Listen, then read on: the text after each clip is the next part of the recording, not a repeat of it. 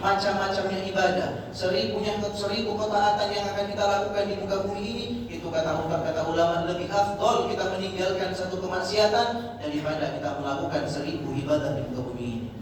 Al-Habib Umar bin Muhammad bin Salim bin Hafid beliau berkata, memang dosa itu dibagi menjadi dua, ada dosa kecil dan ada dosa besar.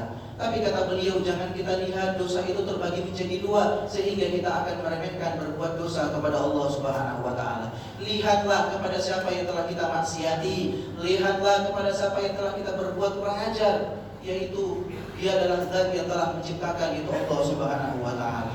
Hadirin jamaah Jumat yang dimuliakan oleh Allah Subhanahu wa taala. Kemudian yang kedua, kata Imam Hatim Al-Asam, wa man idda'a hubban nabi wa karihal fuqara wal masakin fa da'wahu kadzib.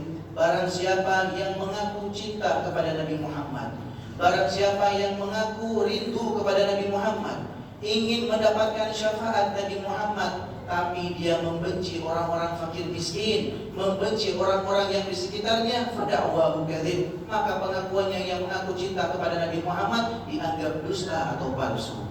Hadirin jamaah Jumat yang dimuliakan oleh Allah, bukankah kita ini sudah pernah mendengar hadis Nabi Muhammad yang Rasul sallallahu alaihi wasallam beliau bersabda, hal turzaquna wa tunsuruna illa bi du'afaikum. Wahai kalian orang-orang yang telah diberikan kekayaan oleh Allah, yang telah melimpah hartanya, rumahnya bertingkat-tingkat, kendaraannya mewah banyak, bukankah semua itu berkat orang-orang fakir miskin? Bukankah semua itu kalian diberi oleh Allah Subhanahu wa taala? Bukankah itu berkat orang-orang yang lemah di antara kalian? Kemudian kata Nabi, bukankah kalian diberi pertolongan oleh Allah, diangkat musibah, bala, ujian, bukankah itu semua berkat orang-orang yang lemah di antara kalian? Bukankah itu semua berkat orang-orang fakir miskin di antara kalian?